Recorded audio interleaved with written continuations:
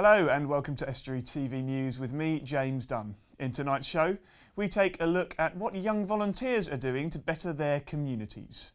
And our guest is a local author who's written a Christmas story with a difference. But first, here's Richard Morris with the news headlines. Hello, in the headlines today, Farring's Nature Reserve is reopening this weekend and the Bransby Horse Rescue Centre has a new resident. Police are appealing for a witness to come forward after a road traffic collision on the 7th of August. At 5:15 in the evening, an incident happened between a motorcycle and a car on Wold Hill in North Cave. The motorcycle was a black Kawasaki Versys and the car was a green Ford Fiesta. The incident happened just outside Castle Farm on the road. Officers investigating want to speak to the driver of a third vehicle, a mid-sized black car travelling in the opposite direction at the time. The driver is not thought to have committed an offence, they just want them to provide a witness account. Farring's Nature Reserve is reopening this weekend following flooding which caused the visitors centre to close unexpectedly. In December, the building was affected badly by flooding. A craft fair will be held there this weekend as part of the reopening. Karen Gray is a warden on the site. It was pretty devastating at the time. The Humber Bank was badly damaged, and obviously the building was badly damaged, but over time the actual impact of the damage was a lot less than it could have been. Around the outside of the building it got to probably to about 18 inches high. Throughout the pits were filled to a depth of probably a metre above what they were originally. The damage has been repaired by the Environment Agency. The bank hasn't been raised and it hasn't been made more substantial. There hasn't been any additional. It's been repaired but not improved. If you get the wind in the wrong direction in these high tides, it will happen again. But whether you get a coincidence of the factors that need to coincide, it's quite unlikely, but it's quite possible that it will happen again. A local pilot from Lincoln is going to compete in the Red Bull Air Race. Tom Bennett from Lincoln is one of only 3 pilots under 30 competing in the Challenger Cup. He's progressed from standard competition acrobatics to national levels in 2012. He's been trained by Red Bull Air Race pilot Nikola Ivanov and through his tutelage joined the British Advanced Aerobatic team at the 2012 World Aerobatic Championship, where he represented the UK and took 5th place out of a field of 85. Hundreds of thousands of Yorkshire and Humber children are hit by family debt. That's according to data compiled by the Children's Society and Step Change Debt charity, which compared debt in families from across the UK. Local families in debt make up 20% of the overall statistics, with 132,922 families affected. This equates to roughly 231,000 local children living with family debt. The charities say that debt can have an effect on the children in the family, such as bullying from school for not having the latest things, worry, family arguments and going without. The 2 charities are calling for new regulation on the loans in the market aimed at families and a breathing space scheme for families struggling to protect against further interest charges. The Bransby Horse Rescue Centre has a new arrival amongst its 300 resident horses. Their new arrival is a Shetland pony named Mr Nibbles, who was found abandoned and tied up to a roundabout in a children's playground in Gainsborough and is only a few weeks old. He joins the nearly 300 horses that are already at the centre, which adds at least 10 new abandoned ponies every month. Nicola Clark, Mr Nibbles' keeper, stressed the importance that people think carefully about buying a pony before investing in one. It kind of varies. It usually can kind of even go off like what time of the year it is. But I mean, we can rescue from about sort of 10 to 40, depending on what. So you can't really give too much of an average, but there's always some out there. Yeah. Definitely. I think more in the summer people buy them because it's nice and it's fun. But I think when it gets to winter, it's a lot harder to look after them. And I think that's when they start to realise how much care they actually need. And that's when they start getting abandoned. That's all we've got time for now, and we'll be back with more news soon. If, in the meantime, you have a story for us, then don't hesitate to contact us on our Twitter or Facebook pages. On Facebook, you can find us by searching Estuary TV, or on Twitter, we are the username @Estuary TV. Or you can call us on 01472 315561. Bye for now.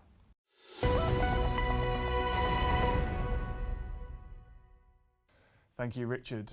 Now, it's a common complaint that there's nothing for young people to do, and it's even used as an excuse for antisocial behaviour. But a new government scheme is changing that and will have an impact on facilities as well as the lives of young people. Richard went to visit some of the projects happening in the area. Across the country this summer, young people are taking part in the National Citizen Service, a scheme aimed to get young people volunteering in their local communities. Today we've got a renovation of Mount Pleasant Park. We've got the outhouse here that's being painted and renovated inside and outside, and then the BMX track, which is also being redone. We've been removing weeds, we've been pulling up old turf that's just completely dead, just to give it a bit of a revamp, and putting in steps and stuff so the kids can get up safely. They do 30 hours volunteering on the final week.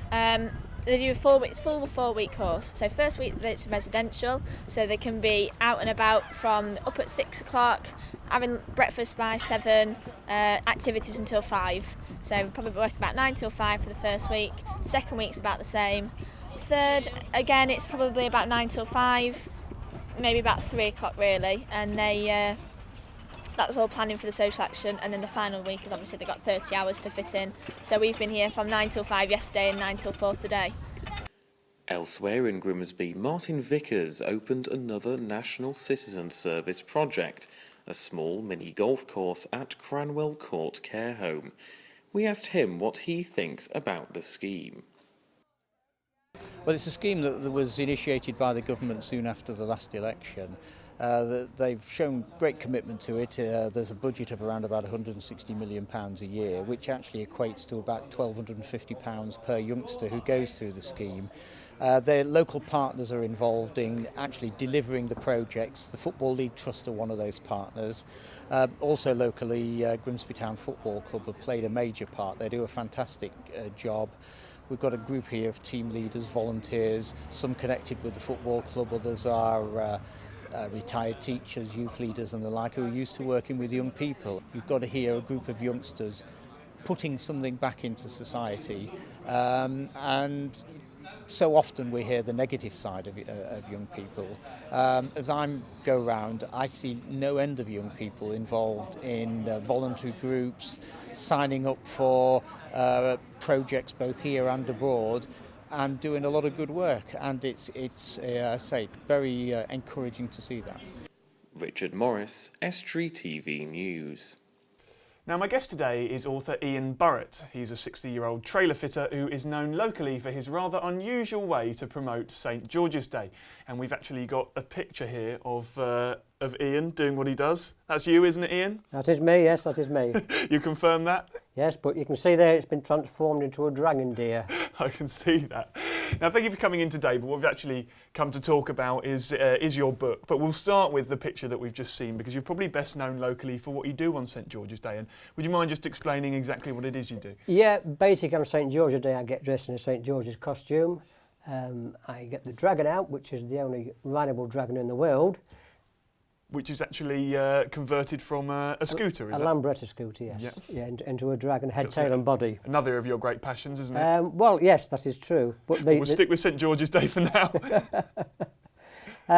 But the scooter, I didn't make the scooter, I actually bought it as it was. But the guy who actually made it, it took him 3 years. Wow. And he was a welder, his friend was a moulder, and one was a sprayer, and they came up with that fantastic piece of machinery. And what sort of response do you get? Because where have you taken it recently? Well, I've been as far afield as Sweden. Wow. Of all places. You celebrate St George's Day out there? No, it was a scooter rally actually went okay. on. The farthest afield, I generally do locally yeah. on St George's Day.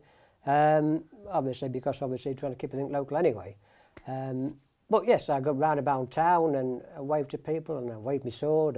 And why do you do on St George's Day? I mean, well, I try to keep the English spirit going, you know. And but funny story is also when Kate came to to Grimsby, Oh yeah. I was dressed as St George then. And that's Kate Middleton. Yes, that is Kate Middleton. Or sorry, the Duchess of Windsor now. Is Yes. that right? Duchess of Cambridge? Cambridge, Cambridge. yes. And she actually came to Grimsby, and so I thought, what an idea I had was to take the groom out of Grimsby and turn up as St George and the Dragon. Do you think she was impressed? The security wasn't. I was a security threat. Oh no! And I was chased everywhere around town. Yeah. That is a good story. But fortunately, I didn't take my sword with me, otherwise it could have been another threat. Who knows? You could No, still be in exactly. jail now. Absolutely. Yeah. So I mean, that's St George's Day, and presumably you do that. I mean, you say to keep the British spirit alive, the English spirit alive, but we don't really celebrate it here, do we? We don't, which is a shame, because every other day gets celebrated, like St Patrick's Day, and that's a big welcome. But St George's Day seems to be frowned upon. But I think slowly it is coming back. Yeah. And I think slowly people are enjoying the day again. So. Well, that's brilliant. You were at Cleethorpes Carnival, weren't you, as well? Oh yes, we're in Cleethorpes Carnival as Santa and the Dragon Deer to try and promote the book. You know, so that's what it's all about. So, and in actual fact, all the children loved waving to Santa. You know, even in the middle of summer. Yeah. It was great. And I suppose that leads us on nicely, actually, because this is your book, Santa and the Dragon Deer, and this is you on the back with your scooter and your Santa outfit again, but we've done that one. Correct. So tell me what inspired this, because they're not entirely unrelated, are they? They're not entirely related, no, but every year at Christmas time I go out on Christmas Day, dressed as Santa with a sack on my back. I dressed the dragon up as a reindeer, so hence the name Dragon Deer, and I just ran around Cleethorpes and Grimsby, and the little kid is amazed to see Santa roll past on a dragon deer. So, and I suppose that's how tell me a little bit about the book and what's the story, you know, if you're to summarise it. Well, the story is about Christmas is cancelled.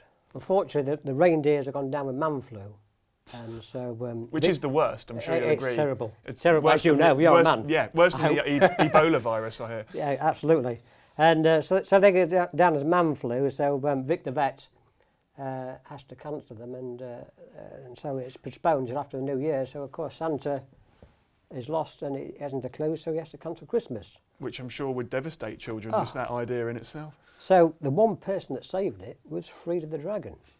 But Santa wasn't convinced, and it took a lot of effort, but on the last day of Christmas, Frida saved Christmas. So Frida comes through in the end. Frida's brilliant. Yeah, yeah. That's good She's to know. great. She's And great. I'm going to have to ask, but does your scooter dragon have a name?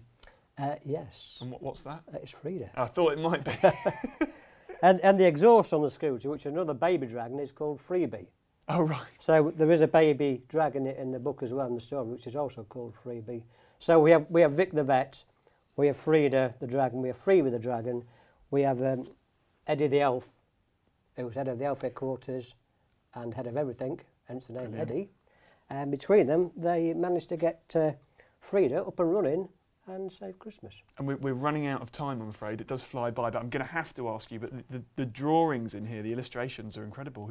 Oh, absolutely brilliant. Who's done those? Yeah, Gary Jamieson of Arctic As at Top Town in Cleethorpes has done a fantastic job.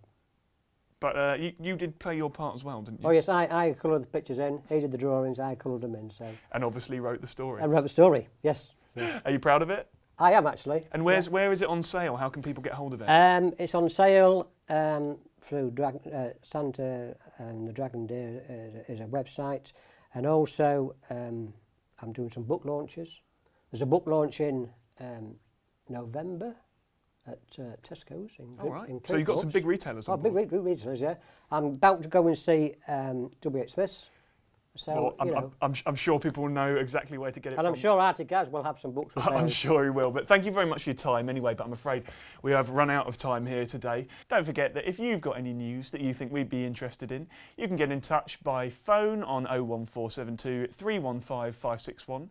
You can also get in touch via Facebook or Twitter at Estuary TV, or email us on info@estuary.tv. That's all we've got time for. Thanks for watching. Bye for now.